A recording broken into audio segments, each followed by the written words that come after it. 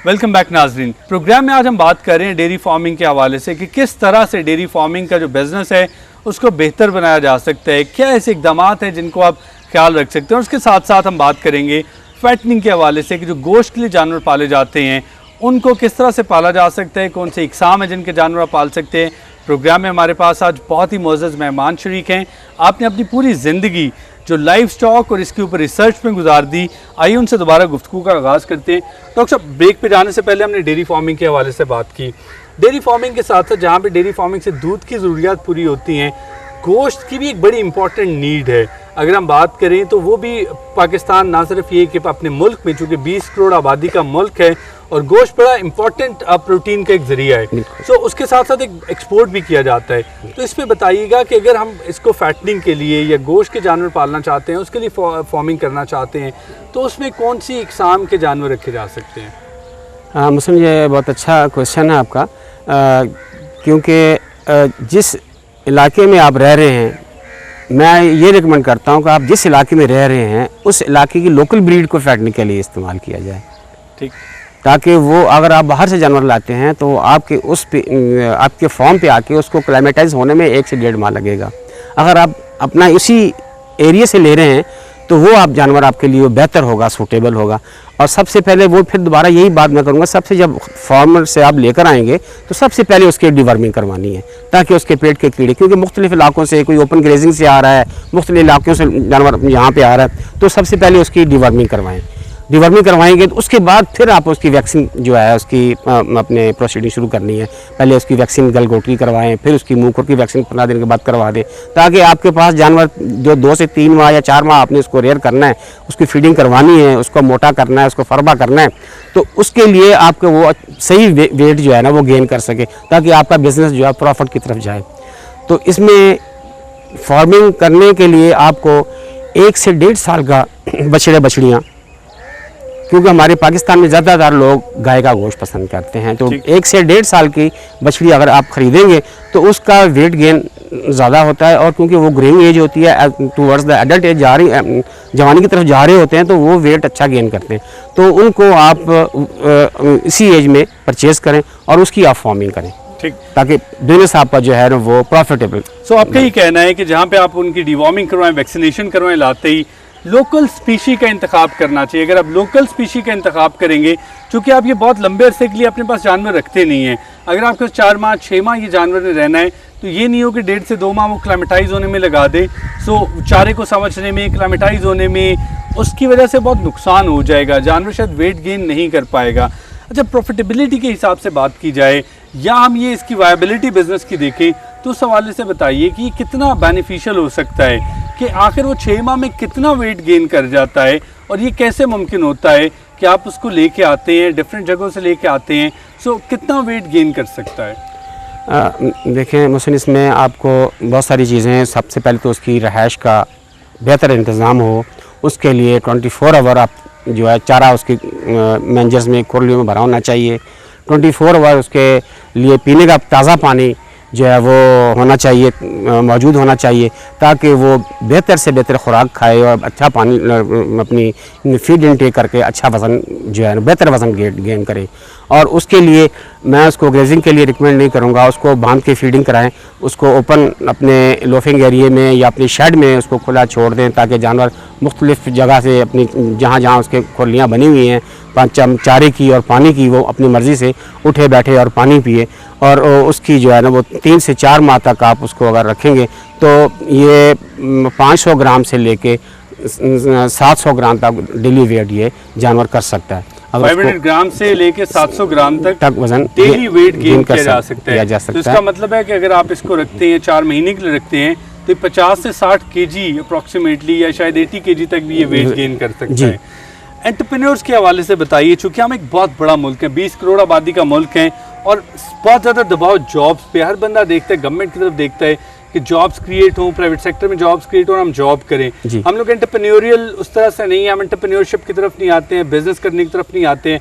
और अगर हम बिज़नेस कर भी रहे हैं तो मोस्टली जो एजुकेटेड लोग हैं वो ये समझते हैं कि अगर हमने एजुकेशन हासिल किया, अगर हमने मास्टर्स किया, अगर हमने यूनिवर्सिटीज़ में गए हैं, सो उसके बाद अगर हम एग्रीकल्चर के किसी शोबे से मुंसलिक हो जाएंगे तो शायद ये कुछ शायान शान नहीं होगा, ऐसा नहीं है।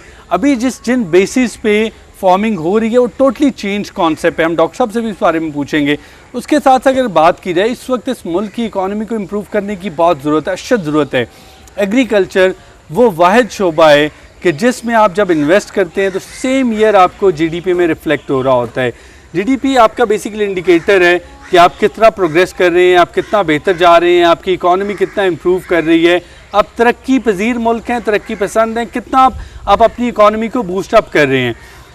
अगर आपकी जो जीडीपी है, अगर आपने उसको बेहतर बनाना है तो उसका सबसे इम्पॉर्टेंट तरीक़ाकार ये है कि आप अपनी प्रोडक्शन को इम्प्रूव करें। और एग्रीकल्चर से ज़्यादा आप बेहतर, ज़्यादा जल्दी नताइज शायद किसी और फील्ड में नहीं आ सकते हैं।